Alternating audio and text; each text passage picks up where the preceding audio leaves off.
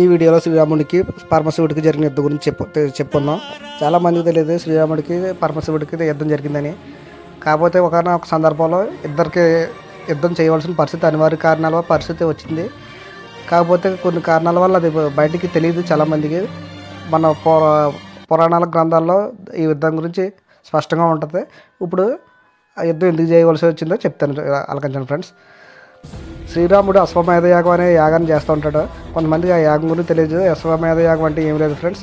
ఒక గుర్రం, బుర్ర మీద ఒక ప్లేట్ కట్టి ఈ గుర్రం ఎక్కడి వరకు వెళ్తే ఆ గుర్రం మనుషుల ప్లేస్ అంతా అయోధ్యకు సంబంధించిన రాజ్యం కింద వస్తుంది. ఆ గుర్రాన్ని ఎవరు కడతారో ఆ రాజ్యం మాది అనే వాళ్ళ బలం నిరూపించుకోవాల్సి వస్తుంది.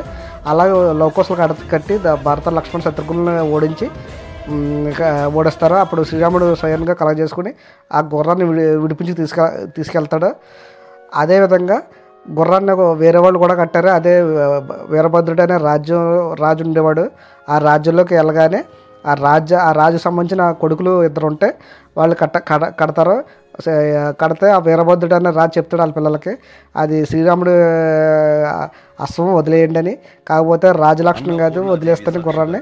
మన రాజులు ఎంత బలవంతుడైనా మనం ఓడిపోవని ఒప్పుకోకూడదు. మనం పోరాడి ఆ గుర్రాన్ని అతనే మన మీద పోరాడి గెలిచి విడిపించుకెళ్ళాలి. అలా పాడిన పక్షంలో ఈ గుర్రాన్ని వచ్చే పరిస్థితి లేదని వాళ్ళ తండ్రితో వాదించి యుద్ధానికి సిద్ధపడతారు కొడుకులు ఇద్దరును. అప్పుడు ఆ గుర్రం కూడా వచ్చిన భరత శత్రుఘ్నులు ఇద్దరు పోరాడి ఆ కొడుకుల్ని చంపేస్తారు. చంపేసిన తర్వాత అప్పుడు వాళ్ళ తండ్రి వచ్చి పోరాడతాడు. వాళ్ళ తండ్రిని కూడా ఓడించేసి ఆ గుర్రాన్ని అయిపోయే పరిస్థితుల్లో అప్పుడు వాళ్ళకి ఆ వీరభద్రుడు అనే రాజుకి పరమశివుడు అనుగ్రహం ఉంటుంది. ఒక సందర్భంలో తపస్సు చేసి పరమశివుడిని కోరతాడు. ఆ రాజ్యానికి ఎప్పుడైనా ఆపద వస్తే ఓడిపోయిన పరిస్థితుల్లో మా రాజ్యాన్ని నువ్వే కాపాడాలని పరమశివుడి దగ్గర హామీ తీసుకుంటాడు.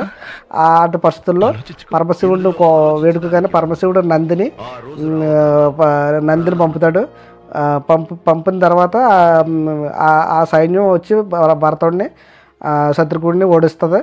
ఓడించిన తర్వాత లక్ష్మణుడు కూడా వస్తాడు. లక్ష్మణుని కూడా ఓడించేస్తారు.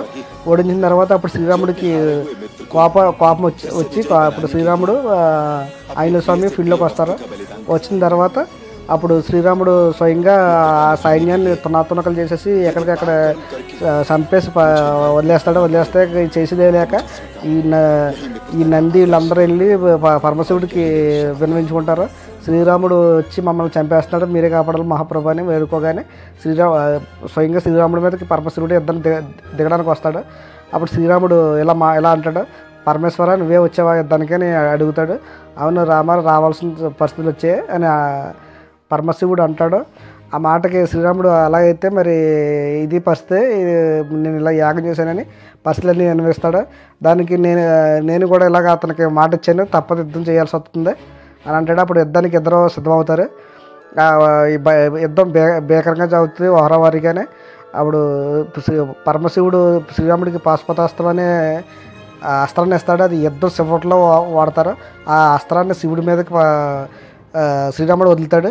ఆ అస్త్రాన్ని శివుడు ఐక్యం చేసుకొని, నీ యుద్ధానికి నేను ముగ్ధుడిని అయ్యాను, నీ రాజ్యం నీదే అని అప్పచెప్పేస్తాడు. అప్పుడు వీరభద్రుడిని ఒకటే అడుగుతాడు, వీరభద్ర ఇది ఇక నీ టైం అయిపోయింది, ఇక నువ్వు నాలో ఐక్యమైపో, ఈ రాజ్యాన్ని అయోధ్యకి శ్రీరాముడికి అప్పచెప్పే అని చెప్పేసి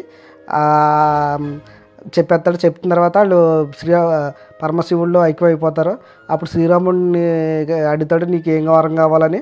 శ్రీరాముడు అడుగుతాడు, ఈ యుద్ధంలో పాల్గొన్న జనం అందరి ప్రాణాలతో మళ్ళీ బతికి లేచి ఎవరో జీవితం వాళ్ళు గడపాలని కోరుకుంటాడు. అప్పుడు శ్రీరాముడు కోరిన కోరికకి అందరిని బతికించి పరమశివుడు మాయమైపోతాడు. ఇది ఫ్రెండ్స్ జరిగిన యుద్ధం.